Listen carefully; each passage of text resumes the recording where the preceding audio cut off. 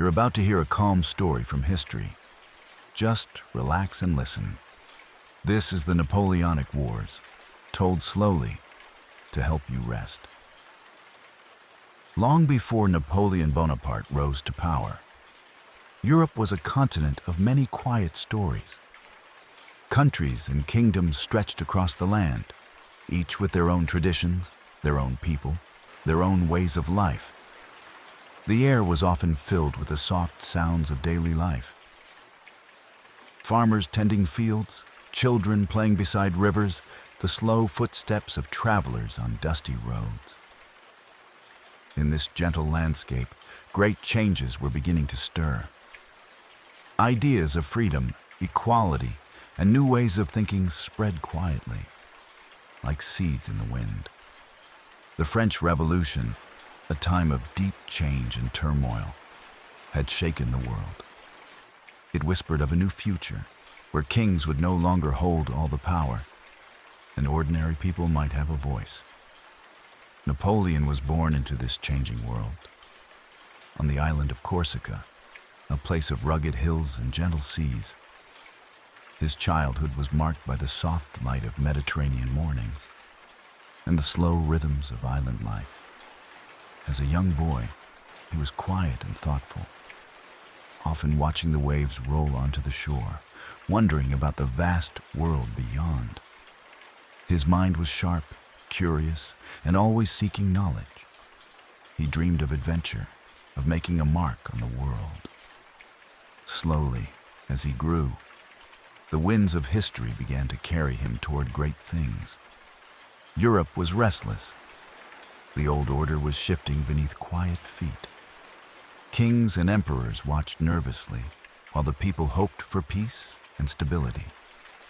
The stage was set for a new story, one of ambition, war, and change, but also of quiet moments, of calm after storms, and the gentle turning of time's pages.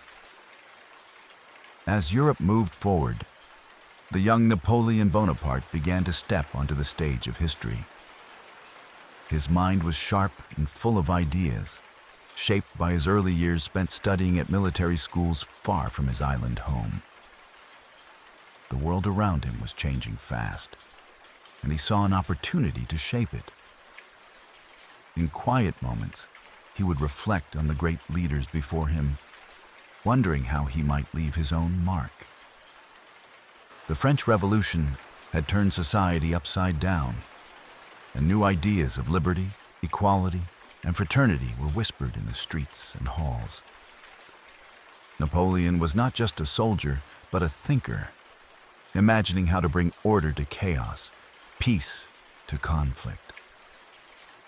His early military successes were like soft ripples spreading across a still lake, gaining strength with each victory. With every step, he moved quietly but steadily toward power, his confidence growing like a gentle flame. People began to see him as a leader who could bring stability to a restless nation. Though the battles were fierce, Napoleon himself often remained calm, planning carefully and thinking ahead. The years passed slowly, each moment filled with promise and challenge.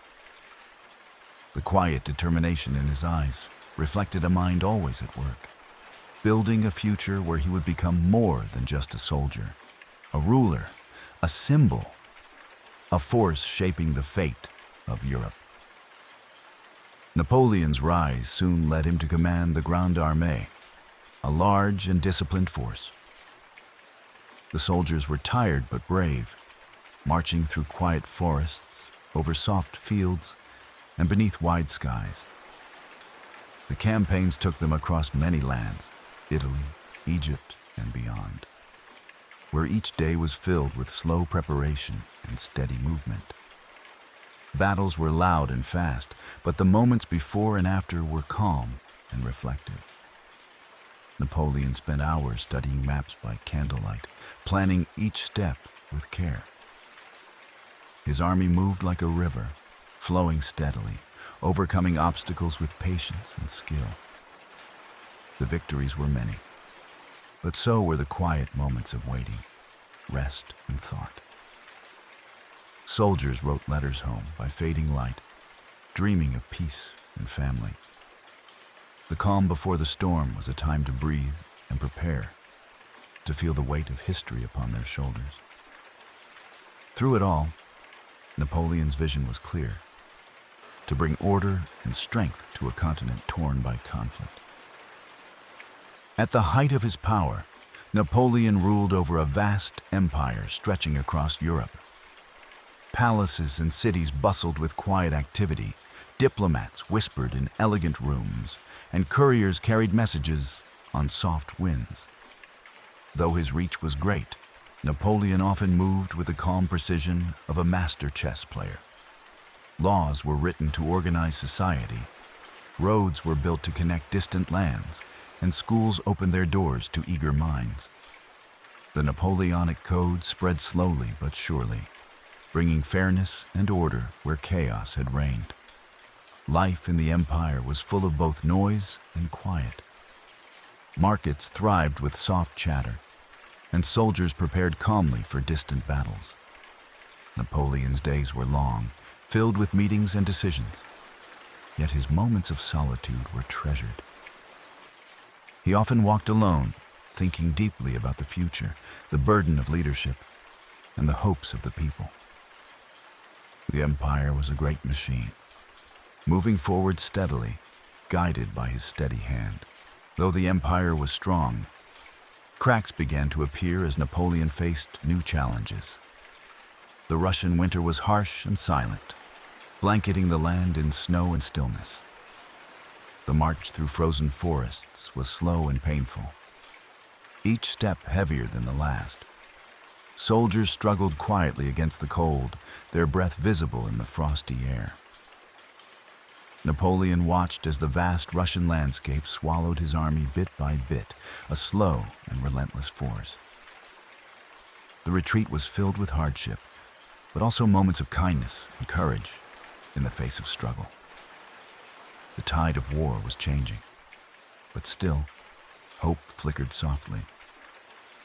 Europe watched quietly as the empire began to wane, battles became harder, and old allies turned away. Through it all, Napoleon held on to his vision, steady as a rock amid rising waves. The calm before the fall was a time of deep reflection, of remembering the past and wondering what the future might bring. After years of war, Napoleon's empire finally came to an end. The Battle of Waterloo was fierce but brief, a storm that passed quickly over quiet fields. Defeat was hard but accepted with quiet dignity. Exile to Elba and later to St. Helena marked the final chapters of his life. On St. Helena, Napoleon lived simply, far from the grandeur of palaces and courts. The island was rugged and wild, surrounded by the endless ocean. Days were slow and filled with calm routines, walks along rocky shores, quiet conversations with a few companions, and long hours of thought. Though cut off from the world, Napoleon's mind remained alive, reflecting on his life, his choices, and the lessons of power. The ocean waves sang a soft lullaby, carrying his thoughts away like gentle tides. His story was winding down, but the quiet echoes of his life would last for centuries. Even after his death, Napoleon's influence lingered. Europe slowly rebuilt, borders shifted, and new ideas took root. The Congress of Vienna sought to restore peace, gathering leaders who spoke softly of balance and harmony. Nations grew and changed shape, guided by lessons learned from years of conflict.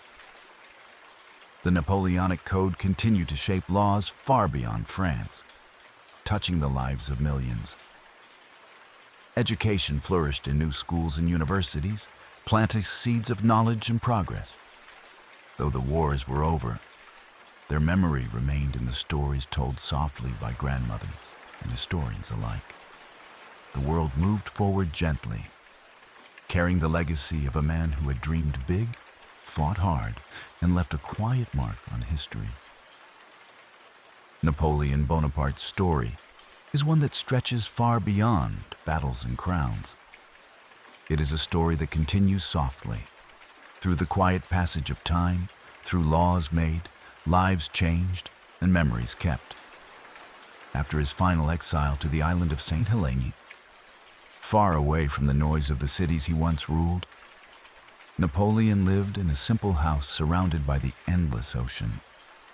The waves moved in slow rhythm, lapping gently against the rocky shores, while the wind whispered softly through the hills. In this calm and lonely place, Napoleon spent his days reflecting, not on the thunder of war, but on the quiet hope for peace. He thought deeply about the legacy he would leave behind. One of his greatest legacies was the Napoleonic Code, a set of laws he helped create with care. These laws were simple, clear, and fair, designed to bring order to a world that had often known chaos.